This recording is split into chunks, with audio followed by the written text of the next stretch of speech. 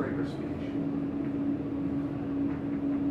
So there are 5 basic goals for the evaluation for icebreaker: clarity, vocal variety, eye contact, audience awareness, and comfort level. So the objective of an icebreaker speech is to get comfortable speaking in front of an audience, to learn about speaking skills that you already have and ones that you can improve on later or acquire later. You can use notes, you don't have to use notes. The basic idea is to get up and try not to pass out. Nobody knows yourself better than yourself, hopefully, and it's a great way to get to know someone. And these are the 6 areas welcome to my evaluation. Thank you, Madam Toastmaster. Thank you. Kireet? Oh my God.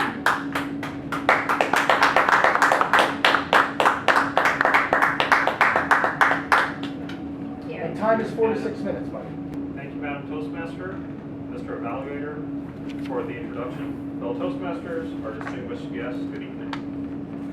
My name is Kireet Kokala, and as you know, I serve as the president of our Alpharetta-Milton Toastmasters Club. It is my privilege to be doing my second icebreaker speech, and I hope that I will be able to better present some of my ideas. For starters, I'd like to keep the icebreaker to just 3 topics that are of high interest to me.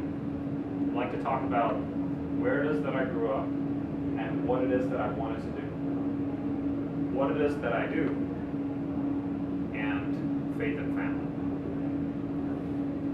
I grew up in India in a city called Hyderabad, which is a modern IT hub. But I didn't get into my first fight until 4th grade. Correction, I didn't get into my first serious fight until 4th grade. Not having the ability to defend myself left a little void, and it was my first success combat. In the year 1995, I started taking up Okinawan and Budokan karate with the goal of one day being like Bruce Lee or getting a black belt. 3 years into that goal, I made the move to Atlanta, which has been my home ever since. And along the way, I got nicks and bruises, but I told myself, you should have seen the other guy.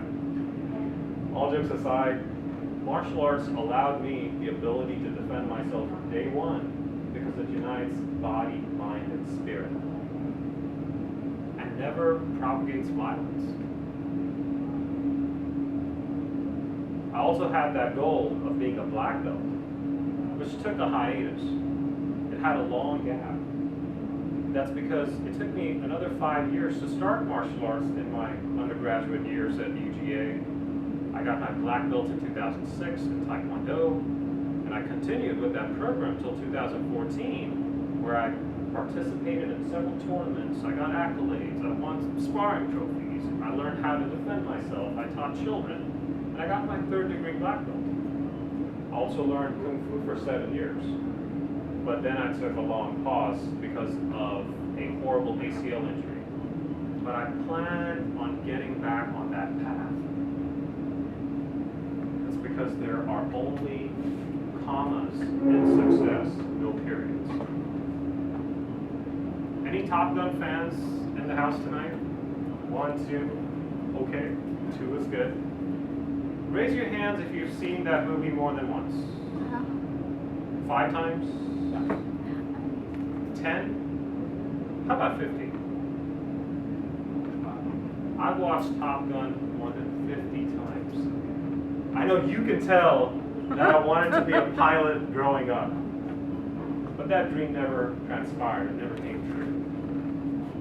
I definitely will see the next Top Gun movie more than 50 times when it comes out next year.